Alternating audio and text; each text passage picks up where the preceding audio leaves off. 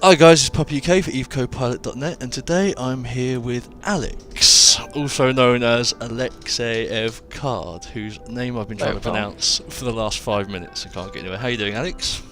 Quite fine. Good stuff. Alex runs Noir, which is pretty much renowned as one of the top mercenary corps in the game at the moment. So we got him on today to talk to you about general sort of merc life and getting into things and just generally being a mercenary. You seem to be the guy in the know. So first of all, tell us a little bit about Noir. Who are you? What do you do? Alright, so Noir is we're not a small corp anymore, about a medium-sized corp, about 60 people. And we also have a training corp attached to that, various industrial alts and that sort of thing. So we look at ourselves as an organization. And all of our organizational effort is put towards small gang mercenary PvP. We've done high sec, we've done low sec, we've done wormholes, we've done 0-0, we've done simple campaigns for taking vengeance, like somebody in Empire is pissed off at somebody else in Empire, they want to go fight. We've done like coalition level work where a group like AAA or one of those big alliances like that will say, hey, we're about to do something big, we need you guys, and we'll head up there and hit the behind the lines kind of stuff, do a lot of harassment, preying on Care Bears, interdicting mining systems, sowing dissension in the ranks, that kind of thing. Or just a simple camping a choke point in 0-0 and killing everything that comes through for whatever reason. Most of the time we don't ask questions.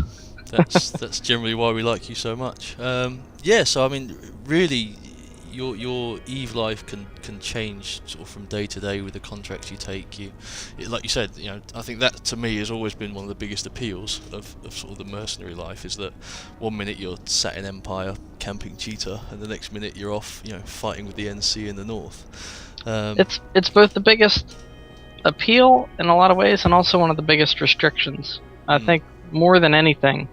Well, that and the pressure to perform on kill wards, but also having to move around constantly, because we could be in period basis, which is the bottom of the EVE map 1 week, and then all the way up in Tenal, the absolute northmost you could be, the next week. And we try to move with a 48-hour turnaround or less. Well, and that's everything up, relocated, and ready to fight again. Yeah, so a lot of people have trouble handling that level of dislocation, but on the other hand, you're fighting new people all the time, you've got new objectives all the time, and everything is fresh. You're fighting different fleet doctrines, different FCs, different areas, different third-party groups that are going to get involved depending on what's going on around you, so definitely keeps EVE fresh, which is what I like about it. Yeah, certainly. I've been a nullsec PvPer now for years, and it does get occasionally a little bit stagnant, I think. But so, what was it that what made you get into this? Why did you start Noir? What was the logic behind you sort of going, I'm going to become a merc? Well, prior to my mercenary fad, I guess you'd say, if you can call it that, since I've been doing it for 5 years. Just a little tipple. Yeah, I was a PvPer for a small 0-0 alliance, the kind of groups that you would call pets of current groups like AAA, or well, not AAA anymore, but yes, Test or Goonswarm or Solar, like the little small alliances that they have around them. I was one of those groups for the old Northern Coalition, and I rose through the ranks to become essentially the director of PvP. Wow. But we got involved in this long war. The war was great.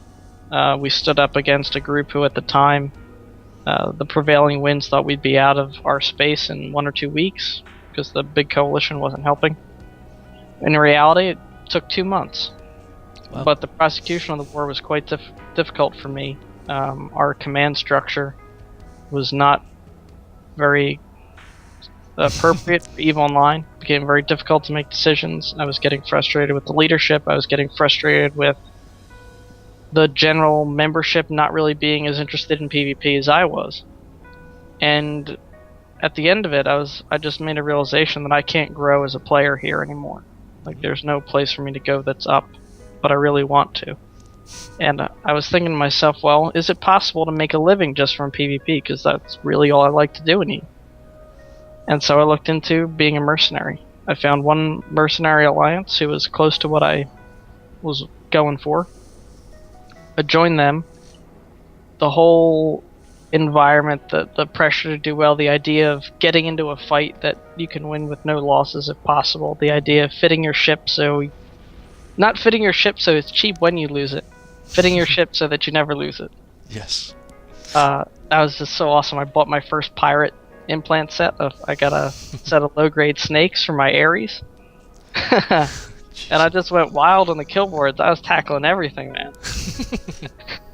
I loved it. And 2 weeks later, the corp that I joined decided they wanted to go pirate. And I couldn't let go. Now, I wanted to be a merc forever at that point. So... the Alliance itself, like the main corp in the Alliance, had like some substantial joining fees, like including a real life payment. And I was like, wow. I'm not going to be doing that. So I took a look around to see who else was doing what I wanted to do. And no one really was. So I started Noir with the founding principle of, going out there and trying to do small gang warfare and paying pilots to do it so that they could... afford their EvE habit through PvP for the corp. That's a really interesting point. So anyone that's in Noir, they get, as I understand it from when we've talked previously, everyone gets a certain cut of all the pay, don't they? So if you've got every pilot in Noir, you complete a contract, you get your payment, and everyone gets a share of that, right? So they get that for... Well, I base it on kills, so it's not everybody. Like, if you join the corp and you only play 1 day a week, you only kill a few things, and your corp mate next to you is playing 3-4 days a week, and they're leading ops, and they're piling dozens and dozens of kill meals, they're going to get more than you. Brilliant. So it's sort of you get back the more you put in. If you sit in there, if you don't kill anyone as a mercenary, you probably can't expect to be getting paid, right?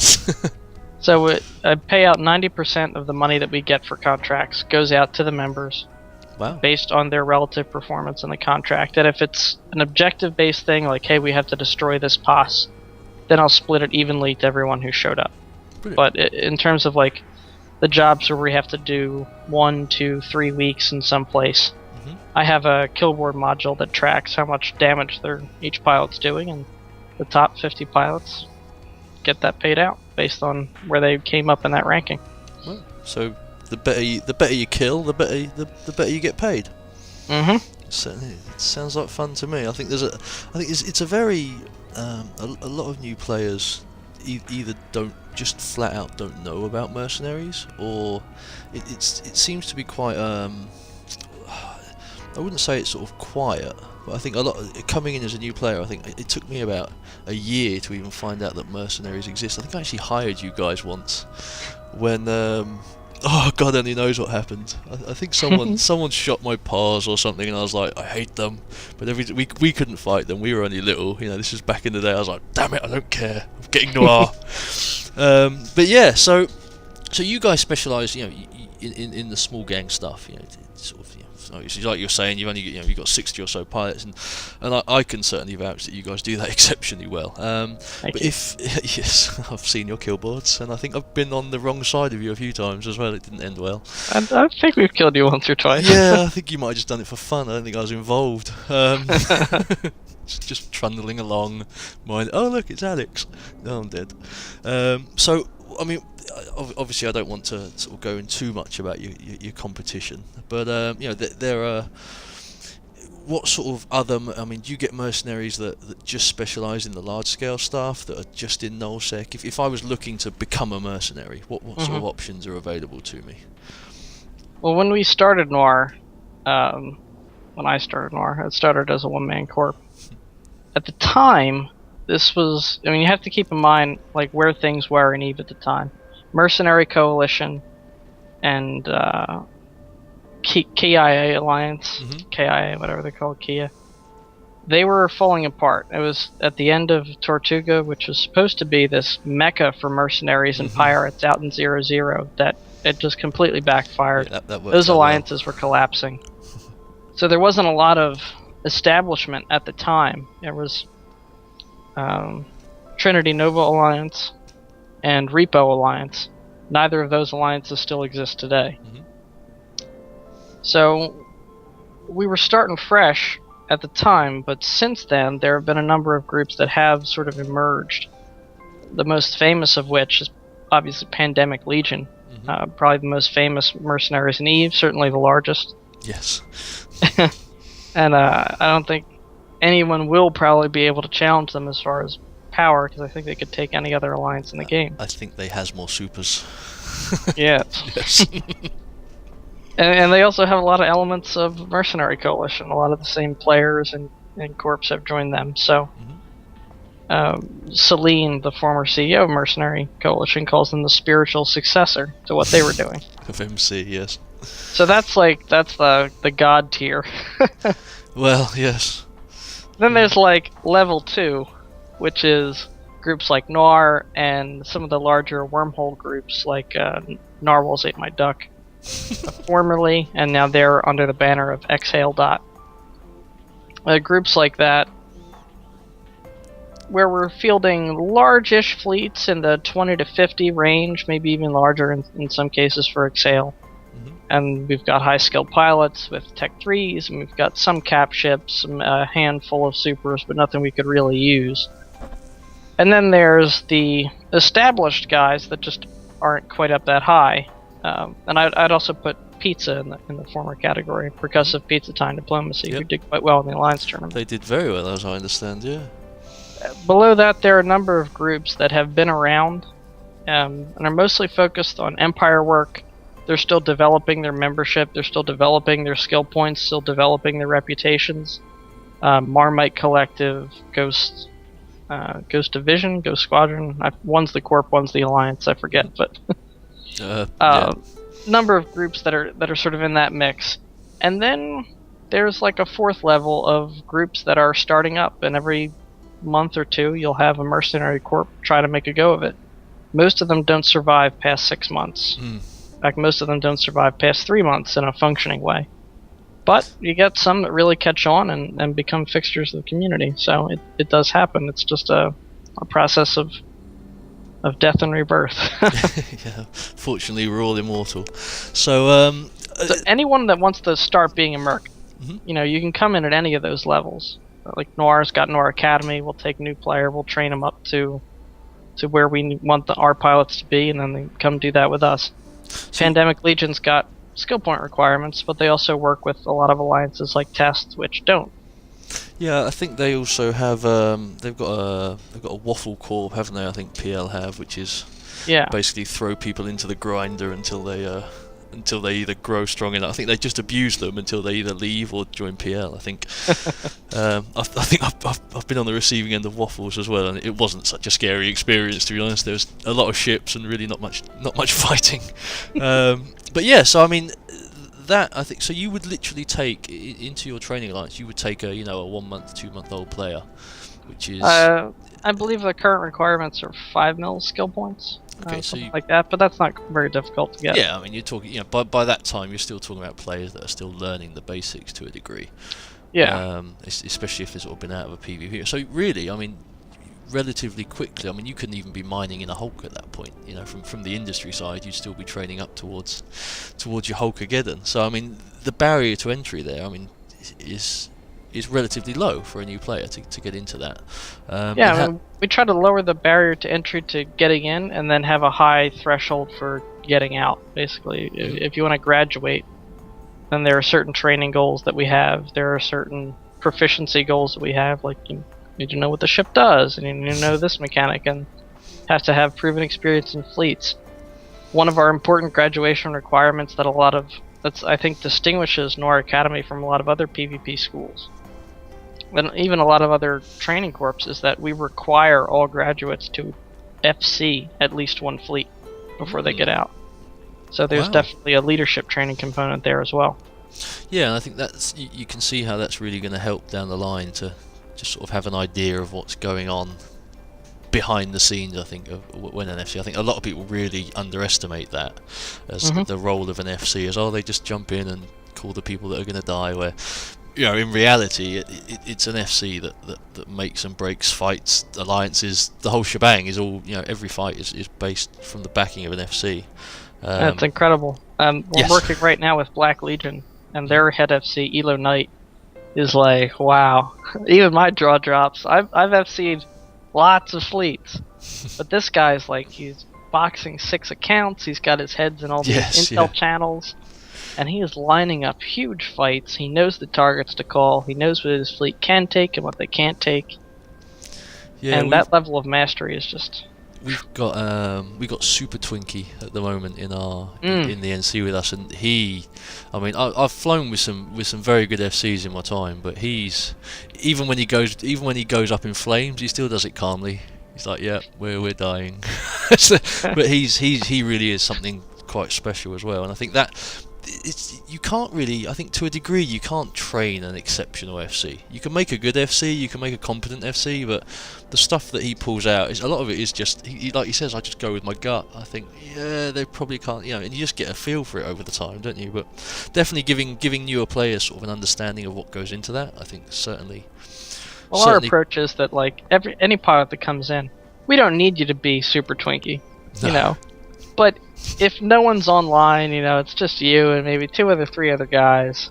Like I said, we're a small gang warfare corp at our heart. So, you should be able to hop in an interceptor and put those 2 guys in like nano ruptures, and you should be able to go out and know how to move a fleet around, know how to call targets, know when to run, that sort of thing. I mean, at its basic level, it's really not that hard, is it? I think a lot of it's just having the confidence to actually step up and do it. Yeah, the confidence thing is key. A lot of pilots don't feel that it's accessible to them. No, I've been playing for I think my new character, Puppy, for about 6 months when I was originally in the NC, and someone said, "Oh, we need an FC." I was like, "I'll do it." I didn't even know, I was like, I'll do it, why not? I didn't even realise it was a big deal. And they were like, well, what do you need me to do? I was like, I'll just go and kill that group. And of course we had twice their numbers, we were blobbing all over the place, I think, at the time. And I just didn't even, I was like, yeah, let's just go. I didn't realise that, obviously, the repercussions of my actions. I was a little bit blasé. I was like, yeah, just everyone get in a shit, we'll go. And I just sort of stunk into it for a while. I don't really do the FCing anymore.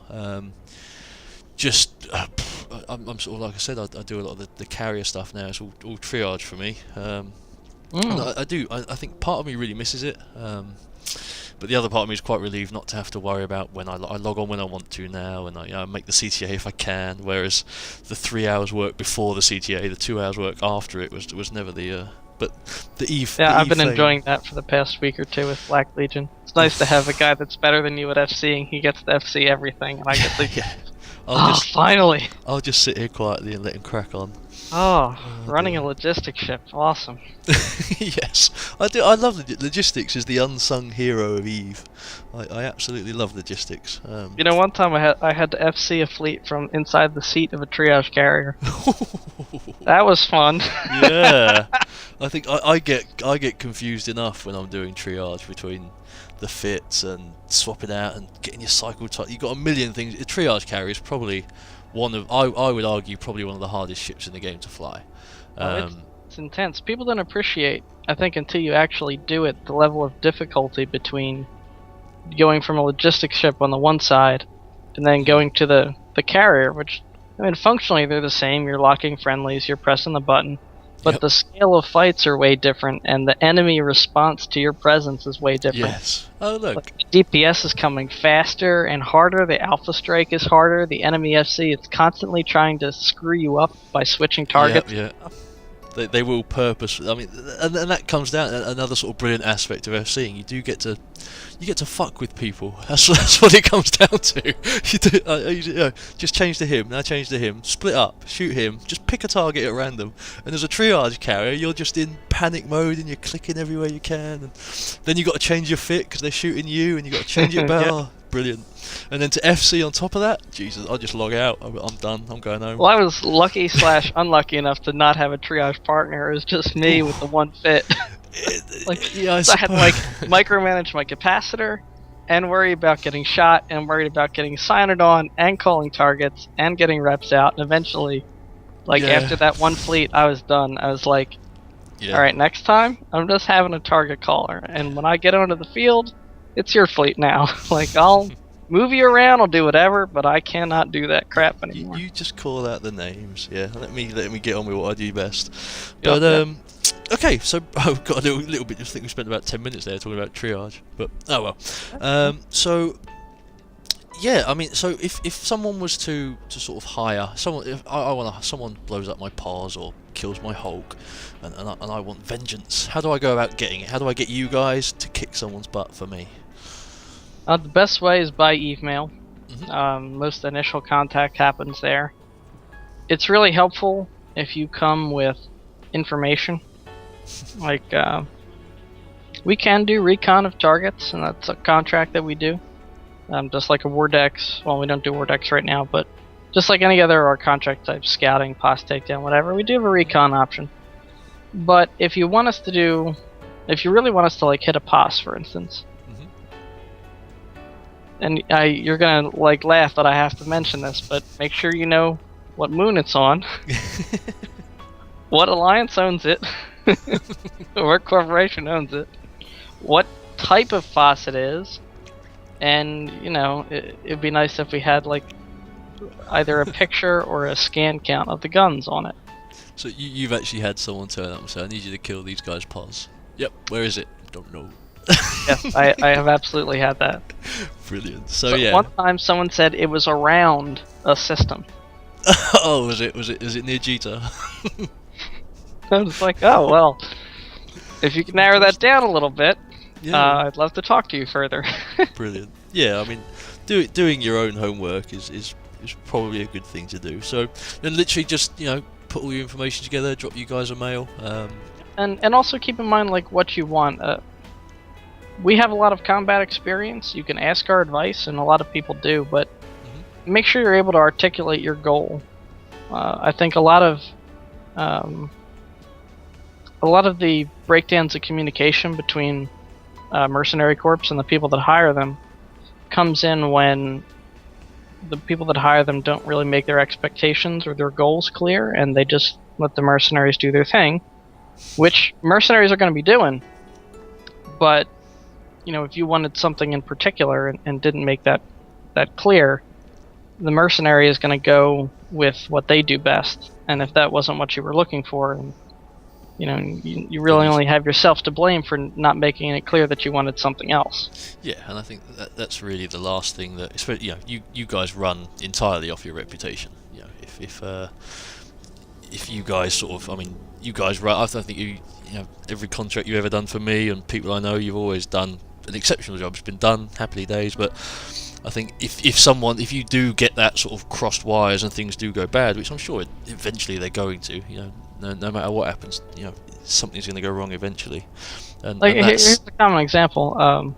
We just dealt with this in the Merc. Oh, by the way, Merc Contracts channel. Yes. That channel called Merc Space Contracts. It is probably the best place to find the active EvE Mercs. The only active Mercs that are reputable that are not listed there is Pandemic Legion. And Pandemic Legion, you contact their executor directly. Yes. For everybody else, there's Merc Contracts. And you join it, and there's a message of the day with every active Merc Corp, which areas they specialize in, who to contact for them. It's a scam-free zone. It's moderated by myself, Pit Boss, and a few other oldster Mercs. Pit Boss. I'll throw a link to that channel down in the description on this video as well, so they can jump in that. And yeah, definitely that's probably without a doubt the best way to get into the Merc is the Merc Contracts channel. Well, the other day somebody came in. They were really mad. I hired this corp for a war deck, and they haven't killed anything. And well, it turns out that the target wasn't very large. It was only a 20-man corp, something like that. And I mean, there's only so much you can do as a mercenary in a war deck situation, especially if it's a very small group. If that group doesn't log on or doesn't undock, and doesn't have any assets like a POS or a POCO for you to attack, you can camp them in the station, but that's not going to show up on your kill board. I think we got war the alliance I used to run back in the day got war decked by giant squid corp, and we docked for a week. We didn't undock. We were all playing on our ults. It's not a single kill. And Most people do, or if they do undock, it's in like an interceptor or a shuttle or something of that nature. Well, we all went onto our mains and then just came back and fought them on our mains, but of course that didn't really help their contract much. Right. But yeah, so we had great fun with that one at the time. But anyway, so I'm going to love you and leave you. I think the server's back up now, so we've all got. I'm sure you've got a lot of work to do. But thank you very much, mate. It's been very interesting for me, to be honest. Sort of getting your insight into things as well, and I think the new players are really going to love it. And yeah, any sort of final words, shout outs? If you're really interested in mercenary issues and more information about the mercenary lifestyle, I highly recommend your listeners, or viewers, I guess in this case, check out our podcast, the Noir podcast at declarationsofwar.com. Yep. And if you want to join Noir or Noir Academy, we're definitely taking applications. Go to www.noirmercs.com. Fantastic. There you go. I'll get that dropped in the description as well, guys. All right. Well, thank you very much for your time, mate. I'll leave you to it, and I'll speak to you in game soon enough, I'm sure. Bye, puppy. Thank you. Thank you very much, Alex. Take care. Bye.